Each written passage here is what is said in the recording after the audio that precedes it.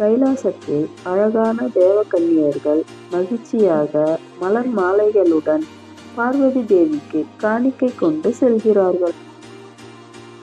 அப்பொழுது குட்டி விநாயகர் விளையாடி கொண்டிருந்தார். தேவகன்னியர்களை கண்டதும் கண்களில் சேட்டை புன்னகை ஒளிந்தது.